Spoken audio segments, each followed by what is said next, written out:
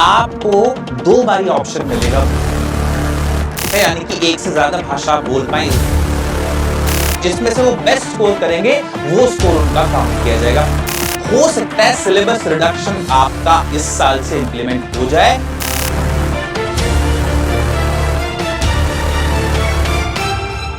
नमस्कार दोस्तों, बहुत बहुत स्वागत है आपका फिर से एक और बार।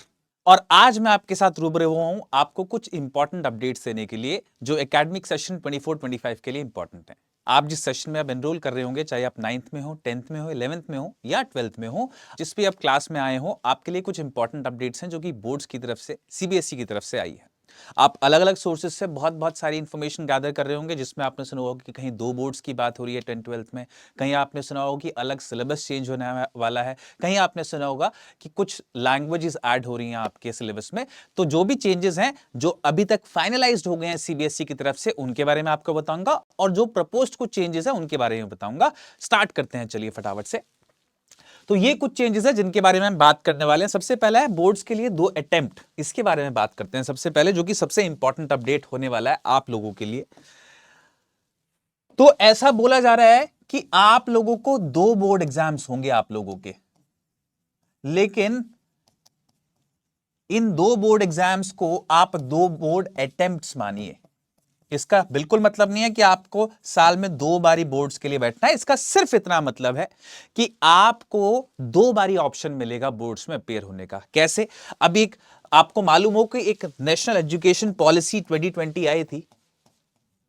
नेशनल एजुकेशन पॉलिसी 2020 जो आई थी, उसमें यह प्रपोज्ड था कि एग्जाम स्ट्रेस बच्चों को बहुत होता है, तो उस एग्जाम स्ट्रेस को रिड्यूस करने के लिए बच्चों के लिए कुछ करना चाहिए। उसको एड्रेस करने के लिए सीबीएसई ने आपके लिए साल में 2 बारी बोर्ड्स का प्रपोजल रखा।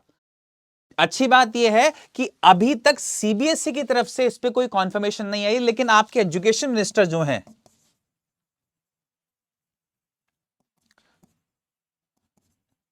एजुकेशन मिनिस्टर धर्मेंद्र प्रधान साहब ने अभी कुछ दिन पहले ही एक जगह अनाउंसमेंट करी है कि 2 बोर्ड्स का जो पैटर्न है वो हम लोग लेके आने वाले हैं from the academic year 2025 and 26। काम की बात यह है कि इस साल से इंप्लीमेंट नहीं हो रहा है। ये जो 2 बोर्ड का पैटर्न है ये भी इस साल से इंप्लीमेंट नहीं हो रहा है। ये स्टार्ट होगा 2025-2026 सेशन से, यानी कि अगर आप इस साल 10th पढ़ने वाले हैं 24-25 में, तो 11th में जाके आप शायद इन चेंजेस से जो प्रपोज्ड हैं उनसे रूबरू हो, वो एग्जीक्यूट हो आप लोगों के लिए। क्या होने वाला है इसमें फिर भी आपको बता देता हूं। बच्चों को यह प्रपोज किया गया है कि उनका सिलेबस अक्टूबर तक खत्म कर दिया जाए, और उसके बाद नवंबर दिसंबर में एक बारी वो बोर्ड अपीयर कर सकते हैं, और मार्च फरवरी जैसे कि अभी होता है जो सिस्टम, उसमें अपीयर कर सकते हैं। और इन दोनों में से जिसमें वो बेस्ट स्कोर करेंगे, 2 अटेम्प्ट की तरह मानिए इसको, इन दोनों में से जिसमें से वो बेस्ट स्कोर करेंगे वो स्कोर उनका काउंट किया जाएगा फाइनल बोर्ड के रिजल्ट के लिए। अगर आप चाहें तो इनमें से कोई भी एक अटेम्प्ट स्किप भी कर सकते हैं, आपकी मर्जी है। अगर आप चाहें तो दोनों अटेम्प्ट दीजिए, दोनों में से जो बेस्ट स्कोर निकल के आए वो आपका काउंट हो जाएगा। ऐसा भी पॉसिबल है कि आप कुछ सब्जेक्ट्स एक अटेम्प्ट में दे सकते हैं और कुछ सब्जेक्ट्स दूसरे अटेम्प्ट में दे सकते हैं, और जो भी आपके सब्जेक्ट्स के रिजल्ट होंगे वो काउंट होंगे। यह भी पॉसिबिलिटी है कि आप मान लीजिए पहले अटेम्प्ट में सारे सब्जेक्ट्स देते हैं। आप मान लीजिए आपने इंग्लिश का एग्जाम दिया फर्स्ट अटेम्प्ट में, और दूसरे अटेम्प्ट में भी आपने इंग्लिश का एग्जाम दिया, और पहले अटेम्प्ट में आपने जो मार्क्स लिए वो काउंट हो जाए। दिस डिपेंड्स ऑन जिसमें भी आपके ज्यादा मार्क्स हैं। पहले अटेम्प्ट में अगर आपके ज्यादा मार्क्स हैं तो वो काउंट हो जाएंगे, दूसरे अटेम्प्ट में अगर आपके मार्क्स ज्यादा हैं तो वो काउंट हो जाएंगे सब्जेक्ट वाइज। मान लीजिए इंग्लिश में आपके मार्क्स पहले अटेम्प्ट में ज्यादा हैं, लेकिन मैथ्स में आपके अटेम्प्ट दूसरे अटेम्प्ट में ज्यादा है मार्क्स, तो इंग्लिश के यहां से उठा लिए जाएंगे, मैथ्स के यहां से उठा लिए जाएंगे। ये प्रपोज्ड है अभी, but all of this will happen in 2025-2026। तो अभी के लिए कोई ट्रबल नहीं है। इंपॉर्टेंट बात यह है। दूसरी बात, ये इकलौती ऐसी इंफॉर्मेशन, पीस ऑफ इंफॉर्मेशन है जो कंफर्म्ड है, क्योंकि एजुकेशन मिनिस्टर ने खुद अपने आप अनाउंस कर दिया है। हालांकि सीबीएसई की जितनी भी ऑफिशियल वेबसाइट्स हैं उन पे किसी पे भी इसके बारे में अभी भी कोई प्रपोज्ड एग्जीक्यूशन के बारे में कोई भी अपडेट नहीं आई है। तो ये अपडेट आपके पास आ जाएगी जब सही समय होगा। आप लोगों के लिए जो इस साल एकेडमिकली पढ़ेंगे 9th 10th 11th 12th में, उनके लिए इससे कुछ भी नहीं बदलने वाला। जो पैटर्न चलता आ रहा था वो आया है, आएगा। एक इंपॉर्टेंट बात जो है वो ये पहले हमने कर ली। दूसरी बात, ये बात हम लोगों ने कर ली है। अब दूसरी बात करते हैं। तो 10th और 12th के लिए तो ये प्रपोज्ड है जो मैंने अभी आपको बताया 2025 सेशन से, दो बोर्ड का सिस्टम। 9th और 11th के लिए जो प्रपोज्ड है, जो कि शायद इस साल आ सकता है, अभी तक कोई कंफर्मेशन नहीं है सीबीएसई की तरफ से, वो क्या है कि हो सकता है आपको अब 2 लैंग्वेजेस पढ़नी पड़े, which is not bad actually, क्योंकि नेशनल एजुकेशन पॉलिसी का मल्टीलिंग्विस्टिक्स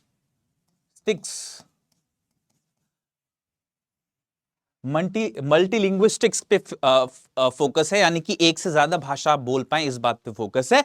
जिसके लिए क्या उन्होंने प्रपोज किया है, उन्होंने प्रपोज किया है कि ग्रेड 9 का जो बच्चा है वो कम से कम 2 भाषाएं पढ़े।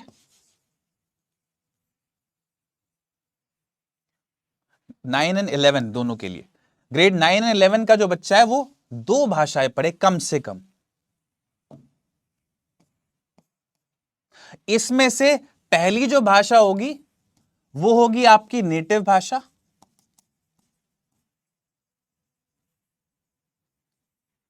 हिंदी हो सकती है, संस्कृत हो सकती है, कुछ और हो सकती है, मतलब एटसेट्रा। और दूसरी भाषा जो होगी वो होगी फॉरेन लैंग्वेज।